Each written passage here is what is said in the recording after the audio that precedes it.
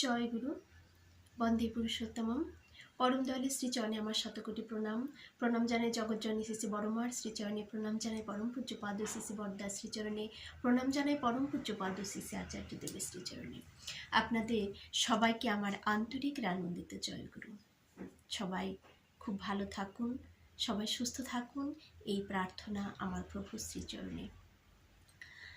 আমি খুব ভালো আছি।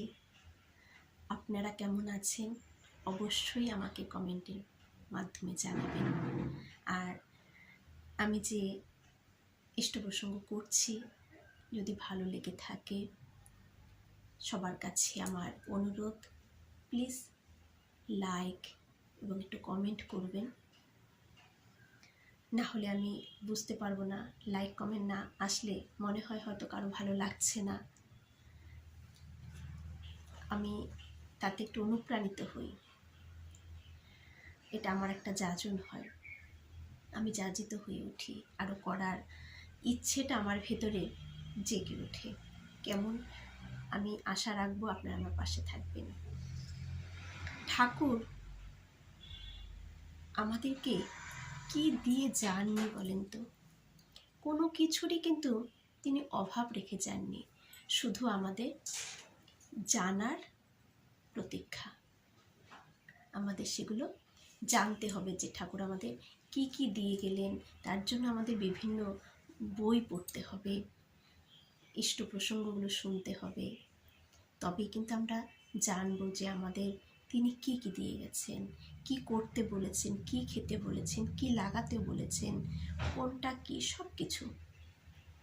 তো আমি আলোচনা পত্রিকা গ্রন্থ থেকে আজকে কয়েকটি বিষয় বলবো।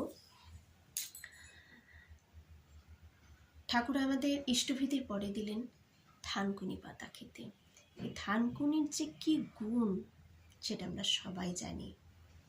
এই থানকুনি পাতা বিদেশের নানা দেশে নানানভাবে কিন্তু খাওয়া হয়, নানানভাবে খেয়ে থাকে।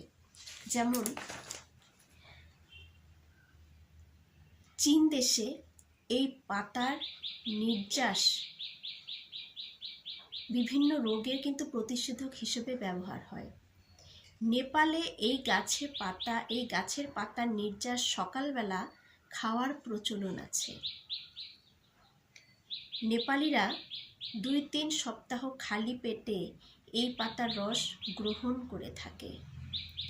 মালয়েশিয়াতে এই গাছের শুকনো পাতা দিয়ে চা তৈরি করে খাওয়ার প্রচলন আছে, যা কিনা উচ্চ রক্তচাপ ও ইউটিআইয়ের প্রতিষেধক হিসেবে ধরা হয়। তাহলে দেখুন, এরকম আরও রয়েছে। যেমন ব্রাজিলে লেপ্রোসি রোগের প্রতিষেধক হিসেবে এই গাছের জলীয় নির্যাস ব্যবহার করা হয়। মানে সব জায়গায় এই গাছের পাতা কিন্তু বা পাতাগুলো যেইভাবেই হোক এক এক জায়গায় এক এক রকম করে কিন্তু তারা সেবন করে থাকেন। কিন্তু এই পাতা কি খালি খাওয়ার মধ্য দিয়ে আমাদের রোগ সারে? অনেক কিছু। আমরা সবাই কি চাই?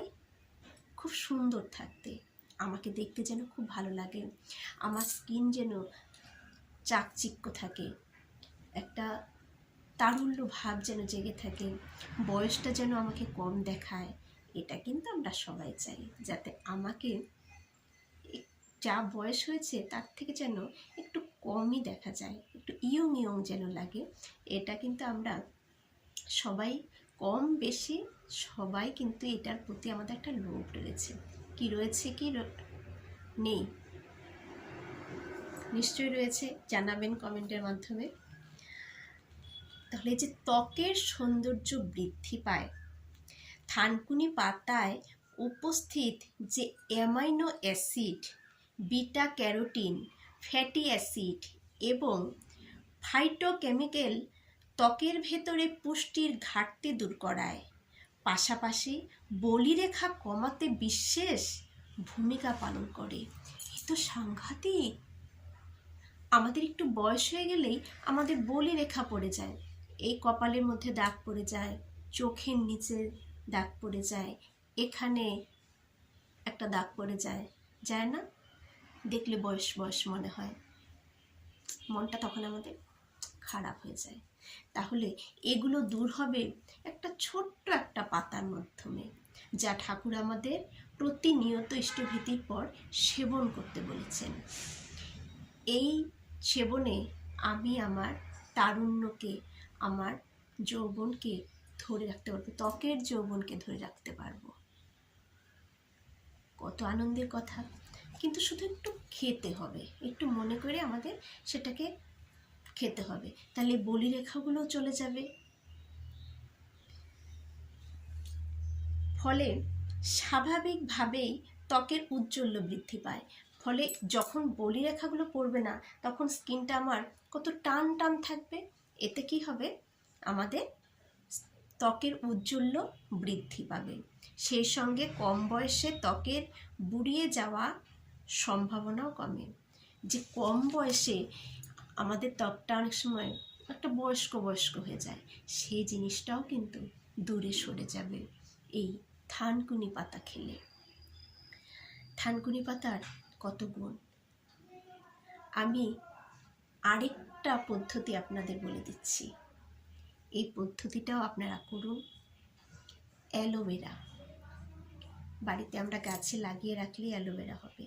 সেই অ্যালোভেরার জেলিটাকে স্কিনে লাগান, লাগিয়ে কিছুক্ষণ 1-2 মিনিট পরে একটা বরফের টুকরো নিয়ে স্কিনে লাগান, লাগিয়ে কয়েক সেকেন্ড পরে আলতো জল দিয়ে ধুয়ে ফেলুন।